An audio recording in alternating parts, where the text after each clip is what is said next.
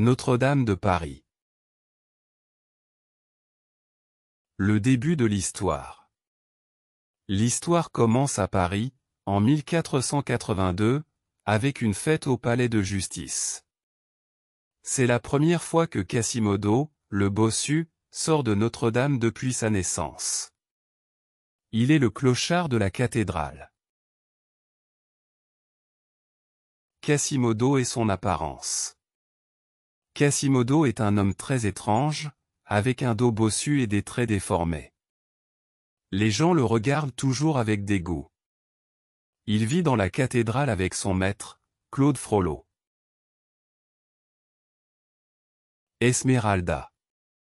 Esmeralda est une jeune gitane belle et libre. Elle danse dans les rues de Paris et attire beaucoup d'admirateurs. Un jour, elle rencontre Quasimodo et se montre gentille avec lui. Claude Frollo et Esmeralda. Claude Frollo, l'archidiacre de Notre-Dame, tombe amoureux d'Esmeralda. Il devient obsédé par elle et se dispute souvent avec lui-même, car il sait que cet amour est interdit. L'arrestation d'Esmeralda. Un jour, Esmeralda est accusée à tort d'avoir tué un soldat. Elle est arrêtée et condamnée à mort. Quasimodo essaie de la sauver, car il est amoureux d'elle. Le sauvetage d'Esmeralda. Quasimodo réussit à sauver Esmeralda en la cachant dans Notre-Dame. Il la protège, car il pense qu'elle est la seule personne à l'accepter malgré son apparence. La guerre des amours. Claude Frollo, qui aime Esmeralda, est en colère quand il apprend qu'elle est protégée par Quasimodo. Il essaie de la convaincre de l'aimer, mais Esmeralda refuse ses avances. Le procès d'Esmeralda. Esmeralda est jugée pour le meurtre du soldat et pour sorcellerie. Malgré la défense de Quasimodo, elle est condamnée à la pendaison. Son destin semble être scellé. Claude Frollo et le piège. Claude Frollo veut qu'Esmeralda l'aime, et il utilise son pouvoir pour manipuler la situation. Il tente de la faire tomber amoureuse de lui en jouant sur ses peurs. Quasimodo et l'amour. Quasimodo est très triste parce qu'il aime Esmeralda, mais il sait qu'il n'a aucune chance avec elle. Pourtant, il continue de la protéger et de l'aimer en silence. La scène de la place de Grève. Le jour de l'exécution d'Esmeralda, une grande foule se rassemble sur la place de Grève. Quasimodo est là, prêt à tout pour sauver celle qu'il aime. Le sacrifice de Quasimodo. Quasimodo se bat pour sauver Esmeralda. Il tue plusieurs soldats et réussit à la sauver une première fois. Cependant, le destin est cruel, et elle est capturée à nouveau. La folie de Frollo. Claude Frollo, fou de jalousie et de désir, perd tout contrôle de ses actions. Il est déterminé à tuer Esmeralda pour qu'elle ne puisse jamais être avec Quasimodo. Esmeralda et son destin. Esmeralda est pendue devant la cathédrale Notre-Dame. Quasimodo, qu'il aime toujours, la regarde mourir avec désespoir.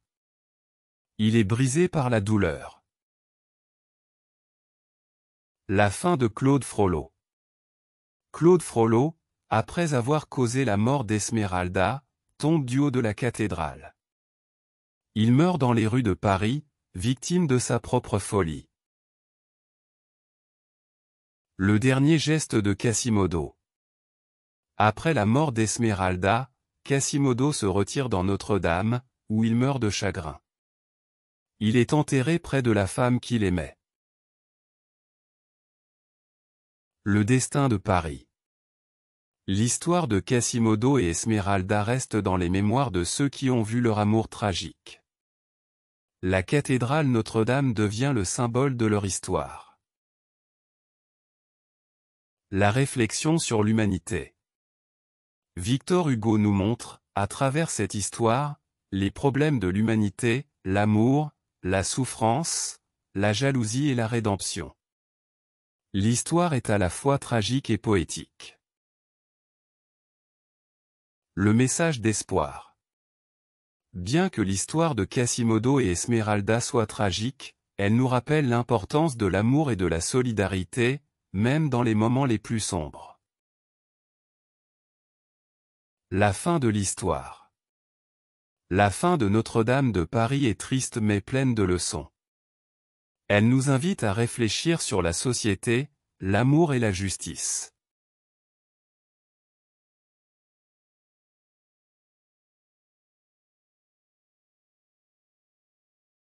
Victor Hugo, 1802 à 1885, est l'un des plus grands écrivains français du XIXe siècle, connu pour ses œuvres poétiques, théâtrales et romanesques. Il est né à Besançon, en France, et a eu une enfance marquée par les bouleversements politiques de son époque. Hugo a d'abord été attiré par la poésie avant de se tourner vers le théâtre et le roman. Son engagement politique, notamment son opposition à la monarchie de Juillet et son soutien à la République, a également façonné son œuvre littéraire, le rendant à la fois un homme de lettres et un militant engagé. Son roman le plus célèbre est Les Misérables, 1862, une épopée qui raconte l'histoire de plusieurs personnages aux vies profondément marquées par la misère sociale et l'injustice. Ce roman est considéré comme un chef-d'œuvre de la littérature mondiale et a été adapté de nombreuses fois au cinéma, à la télévision et sur scène. À travers ce livre, Hugo dénonce les inégalités sociales et plaide pour une république plus juste et plus égalitaire.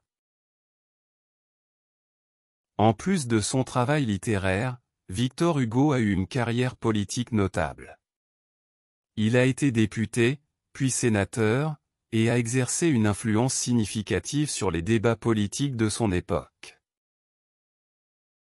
Son engagement pour les droits de l'homme, son opposition à la peine de mort et son soutien aux réformes sociales font de lui une figure majeure de l'histoire politique et littéraire de la France.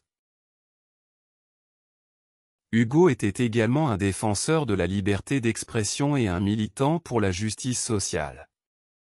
Lors de son exil à Jersey et Guernesey, suite à son opposition au régime de Napoléon III, il a écrit des poèmes et des essais qui critiquaient la politique du régime. Son œuvre poétique, notamment les Contemplations, 1856, est marquée par un profond engagement humaniste et un désir de justice. Victor Hugo est également un artiste accompli, ayant produit de nombreux dessins et croquis tout au long de sa vie. Il a illustré certains de ses propres ouvrages, et ses dessins ont été exposés dans des musées. Il reste l'une des figures les plus emblématiques de la culture française, tant pour son impact littéraire que pour son engagement social et politique.